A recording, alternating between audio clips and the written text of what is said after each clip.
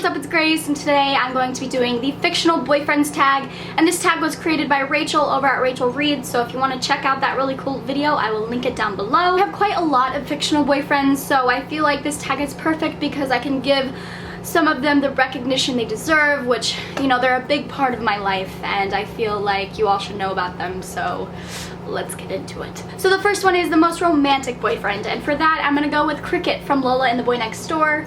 Cricket is the freaking cutest. He is just a cutie all around, and he's an inventor, and he does something for Lola at the end of this book that just had my heart swelling with happiness. He put so much thought to this, and I just, if a boy did that for me, I would cry. I cried because he did it for her. If any guys are, you know, watching this, take notes from Cricket, please. Question number 2 is dark, moody, bad boy with a good side. There are a lot of these, so I couldn't choose between these two people, so I am choosing Damon from the Lux series. Now, while I was reading the first book, I was like, he is kind of a super big jerk. And then I think he did something in the second book that I was just like, oh my god, I cannot stand him.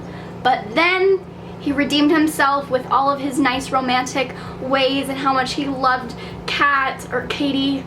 I think her name is Katie, I'm pretty positive. Yeah, he calls her cat, kitten.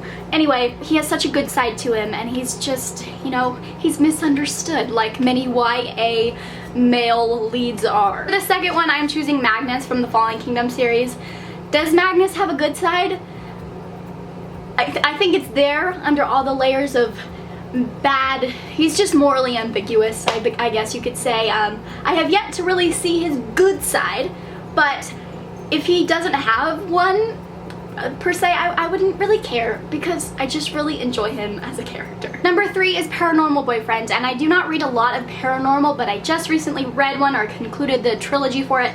So that is, the guy is fresh in my mind, so I'm going to choose him. And that is going to be Roth from the Dark Elements trilogy by Jennifer L. Armentrout. Now, I didn't start off liking Roth. I actually didn't like him at all because his attitude in the first book, I was just like, ugh. But then the second book came on and I was like, I kind of like him a little bit more. And then the third book happened and I was like, I like you. I see your potential, and you're very nice in your own kind of dark, you're a demon, so how nice can you be, really? But he's very good for Layla. Yeah, Layla, but I mean, he's going to be my boyfriend, I guess, in this tag, so Layla's not existing at the moment. But I think that, yeah, he's nice. Number 4 is Boyfriend You'd Like to Tame, and for that I had to go with Voldemort from the Harry Potter series by J.K. Rowling. I just have always kind of had a crush on Voldemort. Me and him, I think I understand him in a way that nobody does, and if you guys are believing a word that I'm saying right now, you do not know me at all. I hate him. He looks like an egg. And besides that, he's an awful, despicable, sadistic psychopath. I don't like him. So for Boyfriend I'd Like to Tame, I'd go with Warner from the Shatter Me trilogy by Tahara Mafi. And I don't even necessarily want to tame him, really. You know, he's rough around the edges, but he's very, he's just literally everything I want in a fictional boyfriend.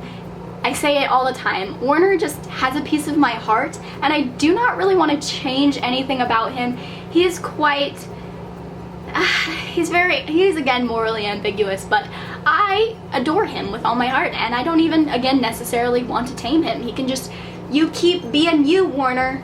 And I'm talking to an eyeball I don't think is Warner's because I don't think he likes that makeup shade. He likes to keep things very neat and clean, which I also really enjoy. I love neat, clean, and he really loves his wardrobe. He's very precise about it, and I think that we would be compatible on that level. So definitely Warner for this one, even though I don't even want to tame him. Number 5 is Boyfriend You Friend-Zoned, and I don't really like this because I don't really like the term friend-zoned. You know, it's annoying. But, so I'm going to change this. I'm going to be like, boy, I would just like to be friends with, and he doesn't have any feelings for me. It is strictly platonic. And for that, I'm going to go with Peter from To All the Boys I Loved Before duology by Jenny Han. I did not really like Peter as a love interest anyway. I mean, I didn't really not like him, but I didn't love him. He was very realistically written, as in he was just a 17-year-old boy who does 17-year-old boy things.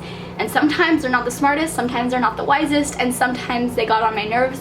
But I loved him for being so real And I didn't really fault him for that because he's a 17-year-old boy. I think he's 17 or 16 or 18. I don't know, but he's in his teens and he's a boy, and you know, I think that he would be, I wouldn't necessarily want him as a boyfriend again, but I think that he would be a wonderful friend.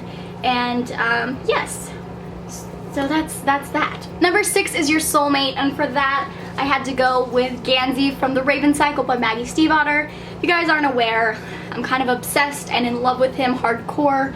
I just finished Blue Lily, Lily Blue, and that just really solidified my love for him.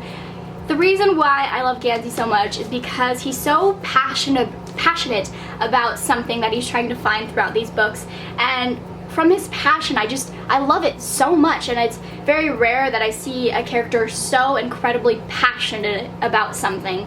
And he's such a brilliant character. He may lack in like the common sense department sometimes. Like sometimes he says things and I'm like, Gansey, that's offensive. But he doesn't know, you know, he's very wise and brilliant, and I just think I love him so much, and I just love him, and I just want to hug him. Also, he wears wire-rimmed glasses, which I think is the most attractive thing for some reason.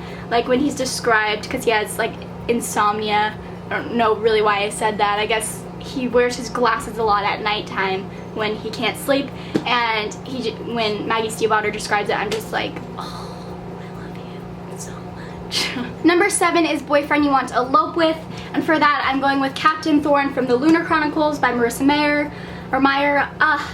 Captain Thorn.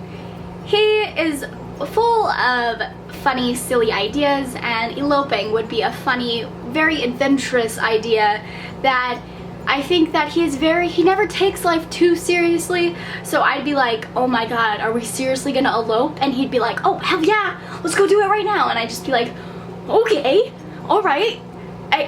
He never takes things seriously, and I appreciate that so much for him. I love him so much. I love everyone that I'm going to talk about, but Captain Thorn is probably the most humorous out of all of these characters, and I adore him for it. So yeah. Sorry if the angle may have changed, but I was sitting down editing and I just realized that I somehow messed up the numbering and I missed a question here. So that is number 8, and it is a boyfriend you would want to venture anywhere with. And for that, I'm going with Levi from Fangirl by Rainbow Rowell. Levi is such a positive, go-lucky guy that I feel like he would be the best road trip buddy, because I feel like sometimes traveling can get a little bit tedious, and I feel like he would just make it super fun no matter what. Also, he works at Starbucks, so he smells like coffee 24/7, and that is a bonus right there. Also, I just love Levi for how real he's written. He's just very real, and I feel like I could find a Levi somewhere out in the world. He's very, I don't know, for me, I can attain him somehow. So if any guys out there like Levi, call me. Number 8 is boyfriend you want to be stranded on an island with. On a desert. Is it a desert island? It is a desert island. And for that, I'm gonna go with Peregrine from the Under the Never Sky trilogy by Veronica Rossi. I really thought this one out because, you know, we're stranded on a desert island. I want a character who knows nature, and that's Peregrine. He is extremely well educated on survival. So I feel like, I mean, obviously I really like him as a character, but also he's very efficient and would find us food. He has a great nose, like, I mean, the structure-wise, I think he got it broken a couple times, but, I mean, as in the senses, like, he could smell things from miles away, so, you know, if he could smell his fruit, maybe if we're desperate enough, some animals, I'm vegetarian, so that kind of, but survival of the fittest. But yes, I really like Peregrine, and I felt like he would be perfect for this question. That's why I picked him. Number 10 is most badass boyfriend, and for that I had to go with, whoa, that almost fell, the one and the only Jericho Behrens from the Dark Fever series by Karen Marie Moning. He is quite the badass. Like, he just knows everything. He's one step ahead the entire time. I'm on the 5th book right now. Stuff's going down. I will say that he does piss me off quite a lot, especially in, what was it I just read? Dream Fever, I think is the 4th, yeah, the 4th book. He pissed me off like no other. Like, some of the things he said and did, I just wanted to punch him in the face. But I also love him. I kind of love him as much as I hate him, and he is definitely very badass, like, extremely. Also, not only is he badass physically, but his mind is quite advanced, and I think he's very, very smart. So those were some of my most loved fictional boyfriends. If you guys want to go ahead and tell me down below some of your fictional boyfriends, I would love that, and we could discuss all of that really awesome good stuff down below. And I hope you guys have a wonderful day, night, whatever time it is. I hope you're having a good time, and thank you guys so much for watching. I will see you in my next video. Bye.